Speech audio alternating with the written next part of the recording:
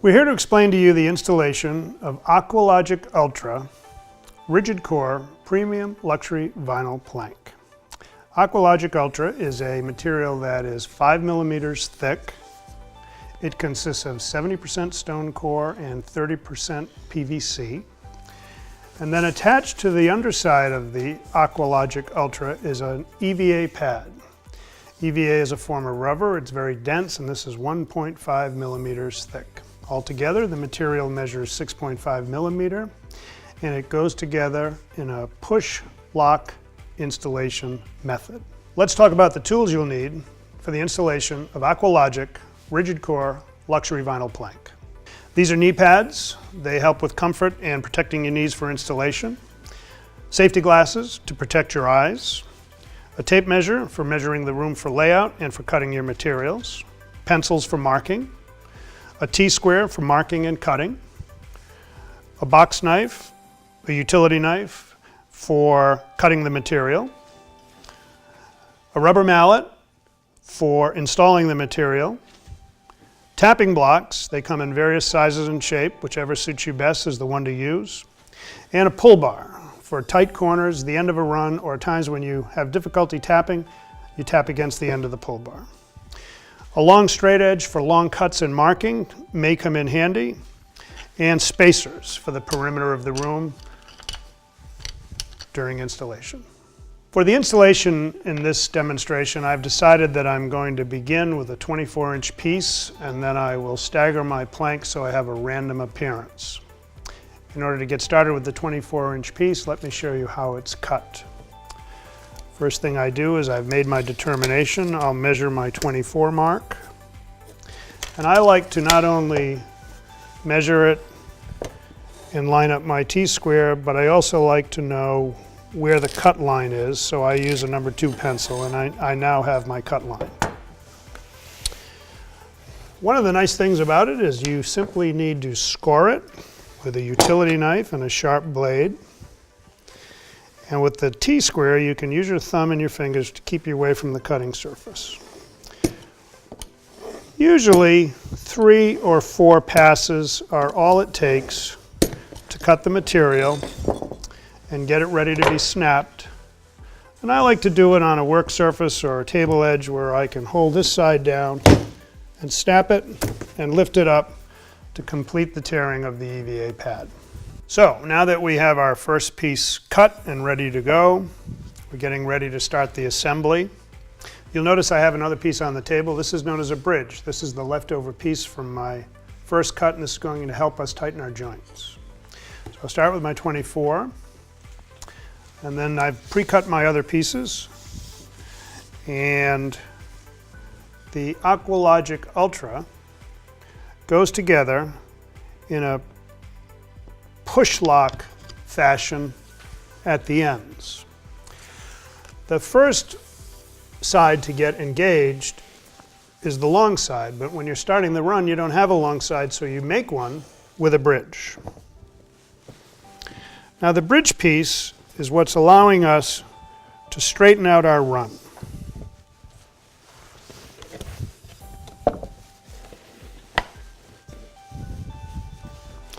And in this case, my joint is still a little high.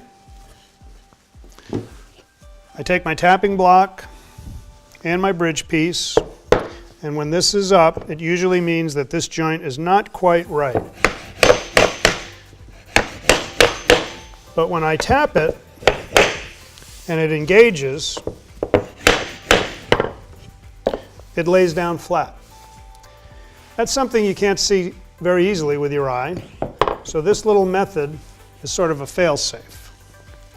And then when it comes time to complete the pushing of this piece down into this piece, we use a rubber mallet. It's funny, as you're tapping the mallet, you can hear the floor engage, and you can feel it.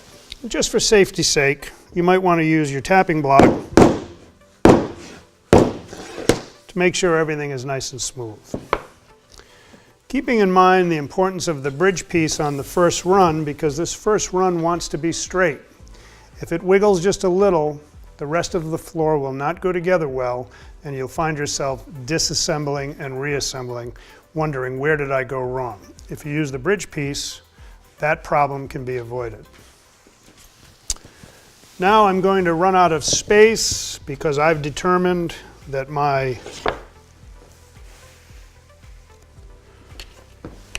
quarter-inch gap is going to be maintained around the room, and I use these spacers to keep it in line.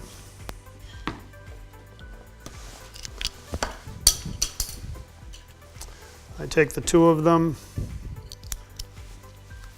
put them together,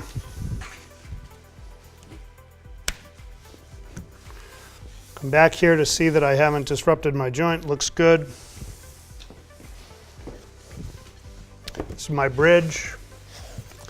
This is my final piece. I look closely, as close as I can. Once again, I use the bridge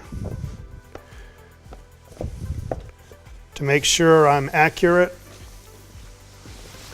As you can see, this is up a little, but when I tap it and it lays down, I know that I've engaged the two joints, and I see that my butt joint is relatively tight, but still a little high. That's when I use my rubber mallet to gently tap the push lock system together, and in the event that I'm a little uncertain, if I want to just use my tapping block to be sure that I'm tight, I can do so. Now that that portion is in place, I'll just double check my spacers.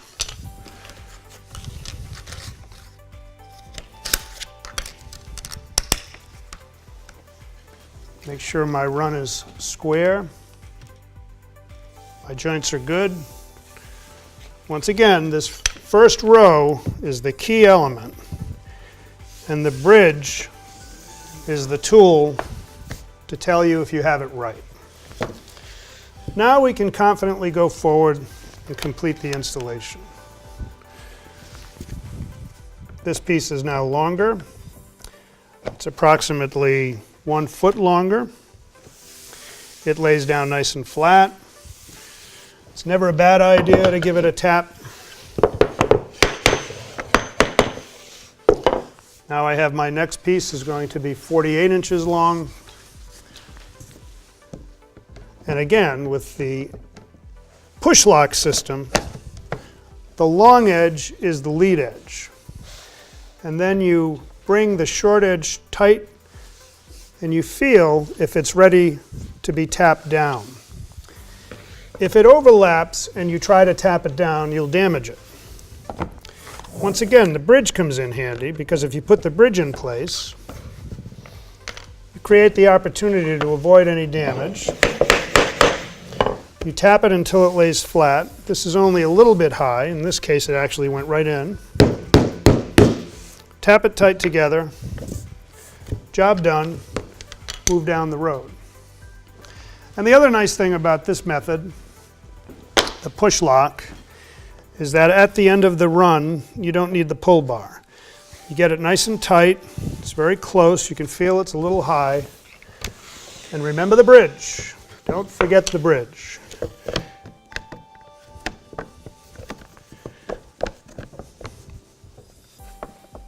Put your bridge piece in,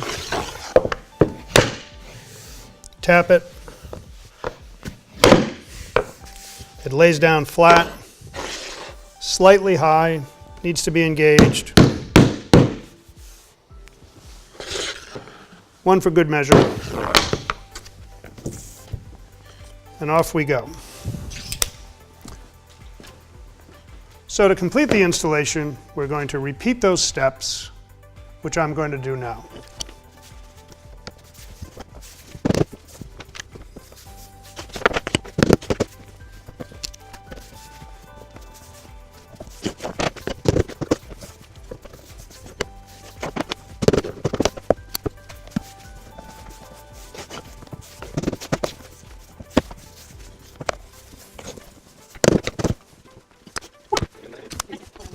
So now that all of our flooring is installed and we're happy that our joints are nice and tight and all of our planks are firmly in place, you might look at it from two different vantage points. Inspect for highs and lows. When we don't find any, it's time to take out our spacers.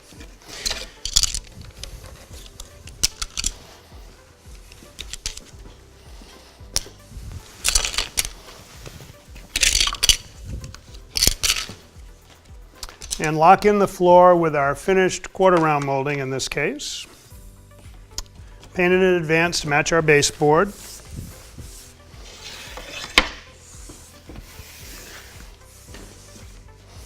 And then you can use a brad nailer or some finished nails to tack this into place. And you'll be ready to enjoy your new floor. Here are some things to remember when you're working with Aqualogic rigid core luxury vinyl plank. Aqualogic is completely waterproof. It consists of 70% stone core mixed with 30% PVC. As a result, no acclimation is required. That means you can pick it up at the store, bring it to your home, bring it in, take it out of the box, and start installation immediately. Another thing to be careful about is pattern repeat. The planks tend to repeat themselves after 5 planks. The 6th is a new plank. It's potentially possible to get 2 that look exactly alike next to each other. So to avoid that problem, open up 3 boxes, lay the material out on the floor, and glance at it to make sure that you're picking up a piece that doesn't look exactly like the piece next to it. And finally, we often get asked, how long should the first piece be that I start with? Generally, as a rule of thumb, it should be no less than 8 inches. But it's wise to measure the floor, that is to say the room, and be sure that if you cut it at 8 inches, you won't wind up with a 1-inch piece at the other end. You would adjust accordingly. Do the math and try to come up with an equal starting point on one end at the other, and then stagger it with using the rule of thirds, at least thirds going forward. As you can see by the installation video, we've staggered the planks here doing that same technique, and it yields a very nice result. Thanks for watching this video and enjoy your Aqualogic floor.